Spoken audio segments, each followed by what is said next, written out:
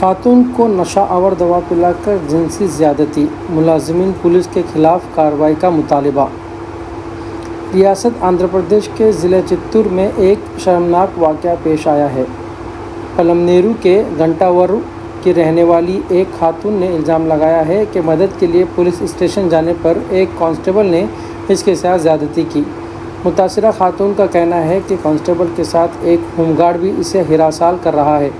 खातून ने इल्ज़ाम लगाया कि कांस्टेबल उमाशंकर ने इसे नशा आवर दवा पिलाई और फिर ज़्यादती का निशाना बनाया। जब इसने वाक़या किसी को बताने की कोशिश की तो मुलज़िमीन ने धमकी दी कि अगर बात बाहर गई तो इसके 3 बच्चों को कत्ल कर देगा।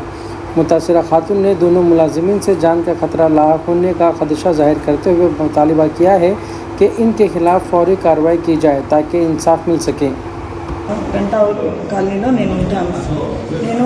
ఐదేండ్ల ముందు నేను నా భర్త గురించి కంప్లైంట్ ఇచ్చేదానికి పోలీస్ స్టేషన్కి వెళ్ళాను. ఆడ వెళ్ళి నాకు ఇట్లా పెట్రోల్ వేసి కాల్స్తానన్న దానికి నా హస్బెండ్ పోలీస్ వాళ్ళు చూసి వాళ్ళ మీద కేసు పెట్టారు.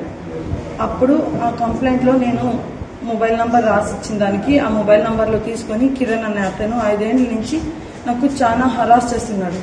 దానివల్ల ఈయన ఇట్లా సతాయిస్తా ఉన్నాడు అనేసి నేను దేవేంద్ర అతను నాకు ఫ్రెండ్, ఆయనకి నేను చెప్పాను. ఆయన ఏం చెప్పారంటే నాకు ఉమా అనే అతను నాకు ఫ్రెండు, నాకు తమ్ముడు కూడా అవుతాడు, తనకి నేను చెప్తాను అనేసి తన దగ్గరికి తోడుకొని వెళ్ళి తనకి తెలియజేశాడు. అని తెలియజేసిన తర్వాత ఆయన నేను మాట్లాడతాను అనేసి తను భయపెట్టాడు. కిరణ్ అనే అతనికి భయపెట్టి మాట్లాడాడు. అందుకు తను ఉమాశంకరు తనకి భయపెట్టి ఈయన దగ్గర నేను సహాయం పొందాలా అనేసి నేను అనుకుంటే ఈయన మరో ఉద్దేశం పెట్టుకుని నన్ను నేను ఒకరోజు నాకు చాలా బాధేసింది కాబట్టి నేను కొండపైకి వెళ్ళాను. దేవరకొండపైకి వెళ్ళాను, సూసైడ్ చేసుకుందాము అనేసి.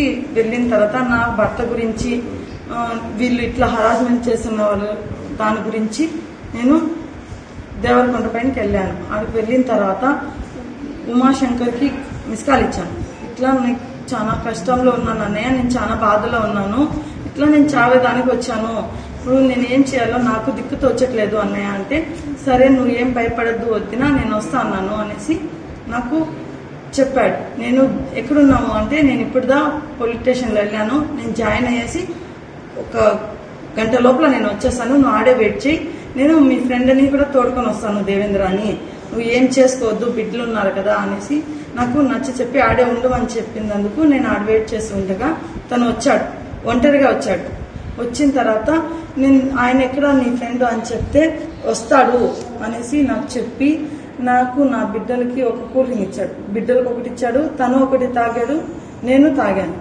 తాగిన మరుక్షణం నా మీద మరో ఆలోచనతో పెట్టుకొని నన్ను బలవంతం చేశాడు ఆడ కొండపైకి.